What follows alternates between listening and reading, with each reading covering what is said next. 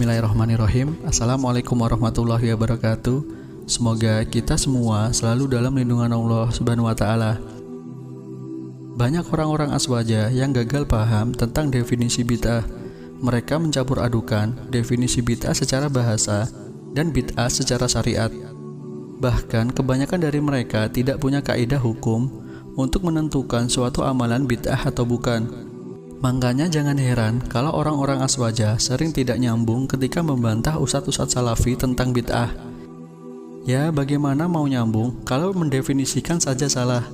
Inilah alasan terkadang kita memang perlu bicara untuk menjelaskannya biar mereka paham. Seperti orang aswaja yang satu ini, yang aktif membuat konten yang membantah ustadz-ustadz salafi di TikTok, tapi tidak paham kaidah tentang bid'ah. Daftar bid'ah yang dilakukan Wahabi sesuai definisi bid'ah menurut Wahabi sendiri. Yang pertama, membagi tauhid menjadi 3, yaitu tauhid rububiyah, uluhiyah, dan asma wa sifat. Jelas Rasulullah dan para sahabat serta generasi ulama salaf tidak pernah melakukannya. Subhanallah, inilah akibatnya kalau gagal paham soal definisi dan bagaimana kaidah menentukan suatu amalan itu bid'ah. Pembagian tauhid menjadi 3 itu bukan bid'ah secara syar'i, tapi bid'ah secara bahasa. Karena pembagian tauhid menjadi 3 itu hanya sarana untuk mempermudah memahami apa itu tauhid. Seperti halnya rukun sholat, Nabi SAW tidak pernah menyebut rukun sholat ada sekian dan sekian. Namun para ulama ada yang merinci dan mengatakan rukun sholat ada 13, ada yang mengatakan 14, 17, dan sebagainya. Tapi ini tidak masuk dalam kategori bid'ah yang dilarang, karena perincian itu hanya sarana untuk mempermudah memahami rukun sholat, meskipun padahal Nabi SAW tidak pernah menyebut jumlah bilangan rukun sholat. Berbeda dengan haul kematian, maulidan, dan kenduri kematian atau tahlilan 1 hari, 3 hari, 7 hari, dan seterusnya.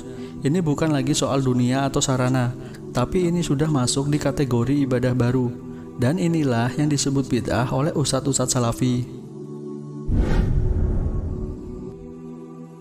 Lalu bagaimana kaidahnya untuk menentukan amalan itu bid'ah atau bukan? Begini kaidahnya, semoga teman-teman mudah untuk memahaminya. Suatu ibadah yang Nabi SAW tidak pernah contohkan, padahal Nabi ada pendorong untuk melakukannya dan tidak ada halangan untuk meninggalkannya. Contoh yang pertama, tahlilan kematian apakah termasuk bid'ah? Yuk kita cek dengan kaidah di atas. Apakah tahlilan kematian itu ibadah? Jawabannya iya.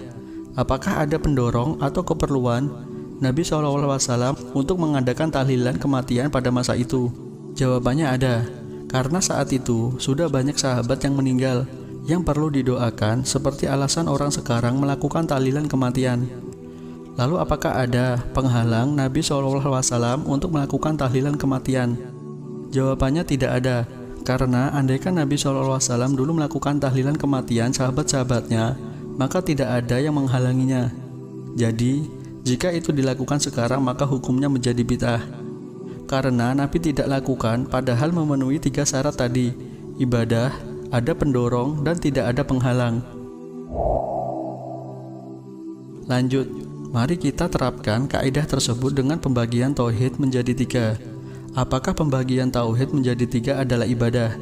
Jawabannya bukan, karena pembagian tauhid itu hanya sarana untuk mempermudah memahami tauhid. Lalu, apakah ada pendorong Nabi SAW untuk membagi tauhid menjadi 3? Jawabannya tidak ada, karena zaman itu masih belum ada akidah yang menyimpang, seperti Mu'tazilah, Asy'ari, Maturidi, dan sebagainya. Lalu apakah ada penghalang Nabi SAW untuk melakukan pembagian tauhid menjadi 3? Jawabannya tidak ada. Jadi kesimpulannya, pembagian tauhid bukan termasuk bid'ah, karena tidak masuk dalam ibadah, hanya sekedar sarana untuk mempermudah memahami akidah. Dan yang kedua, Nabi SAW tidak ada pendorong untuk melakukannya. Jadi jika itu dilakukan sekarang maka itu bukan termasuk bid'ah.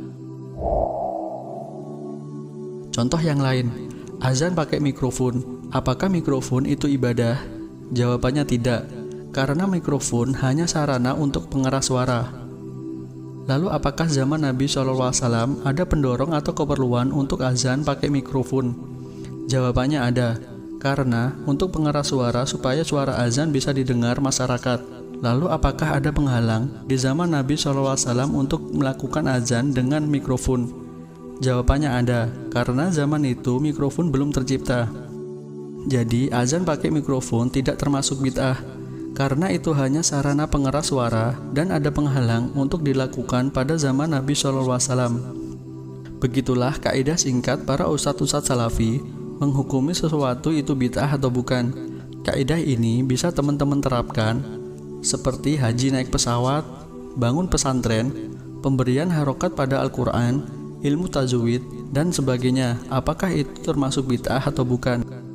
Masih banyak kesalahpahaman orang aswaja tentang bid'ah, seperti bid'ah Wahabi Muzazimah, bid'ah Wahabi khotbah pakai bahasa Indonesia, dan subhat-subhat yang lainnya, yang insya Allah kalau nanti ada kesempatan akan kita bahas.